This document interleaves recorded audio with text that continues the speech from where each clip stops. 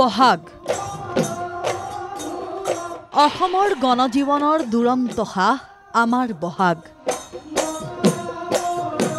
এয়া বহাগ জাতীয় জীৱনৰ কাঠামো গঢ়াৰ বহাগ এয়া বহাগ বহাগ মানেই সম্প্ৰীতি বহাগ মানেই সংমিশ্ৰণ বহাগ মানেই আবেগ স্বাভিমান বহাগ মানেই ৰং আৰু ৰঙালী বহাগ বিহুৰ প্ৰথম দিন অৰ্থাৎ শনিবাৰ গৰু বিহু আৰু গৰু বিহুৰ দিনাখনেই পৰম্পৰা অনুযায়ী গুৱাহাটীৰ জজ খেলপথাৰৰ বাকৰিত সমবেত হয় শতজন উদ্দেশ্য এটাই সদৌ গুৱাহাটী ছাত্ৰ সন্থাৰ উদ্যোগত অনুষ্ঠিত হোৱা মুকলি বিহুত ভাগ লোৱাটো পতাকা উত্তোলন শহীদ তৰ্পণেৰে আৰম্ভ হয় ছাত্ৰ সন্থাৰ মুকলি বিহুৰ কাৰ্যসূচী অনুষ্ঠানত বিহু নৃত্যৰ লগতে পৰিৱেশন কৰে বিভিন্ন জনগোষ্ঠীয় নৃত্যসমূহ কণ মইনাহঁতেও এপাক নাচিছে বিহুৰ বাকৰিত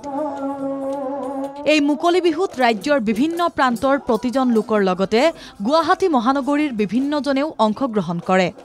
সদৌ অসম ছাত্ৰ সন্থাৰ কেন্দ্ৰীয় সমিতিৰ বিষয়ববীয়া উপস্থিত থাকে এই মুকলি বিহুত অসমৰ ৰাজ্যক নতুন বছৰৰ আন্তৰিক শ্ৰদ্ধা জনালো সেৱা জনাইছো উল্লেখ জনাইছো আৰু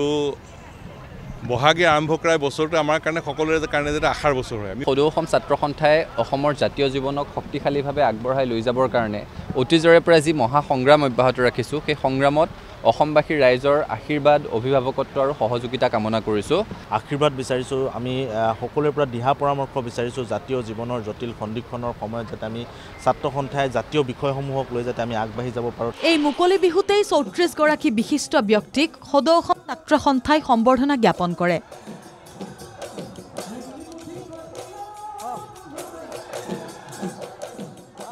দুহেজাৰ ২২-২৩ বৰ্ষৰ পদ্মশ্ৰী বঁটা প্ৰাপক পাৰ্বতী বৰুৱা দ্ৰোণ ভূঞা সৰ্বেশ্বৰ বসুমতাৰীক সম্বৰ্ধনা ২০২২-২৩ বৰ্ষৰ সংগীত নাটক অকাডেমী বঁটা প্ৰাপক দুলাল ৰয় লক্ষ্যহীৰা দাস ভৱেন বৰবায়ন গোবিন্দ শইকীয়া গুণাকৰ দেৱগোস্বামী আদিকে ধৰি বহু কেইগৰাকী লোকক সম্বৰ্ধনা জ্ঞাপন কৰে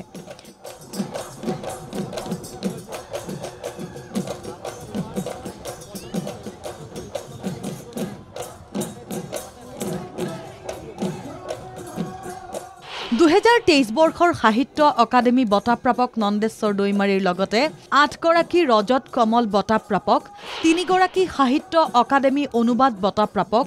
২ গৰাকী সাহিত্য অকাডেমী শিশু সাহিত্য বঁটা প্ৰাপক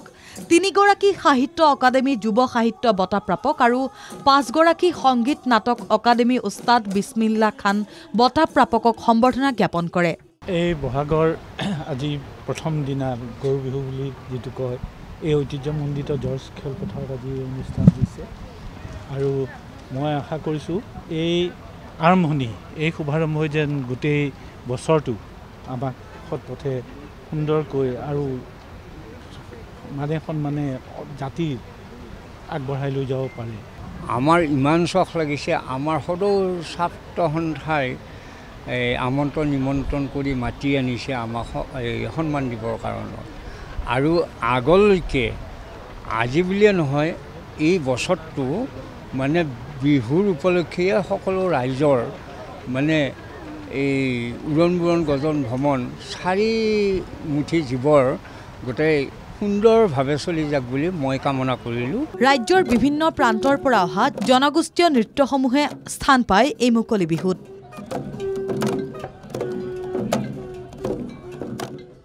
এফালে ঢোলৰ চেও আনফালে মিচিং বাই ভনীৰ গুমৰাং নৃত্য এয়াই বহাগ কঁকাল ঘূৰাই এপাক নাচিলে সকলোৱে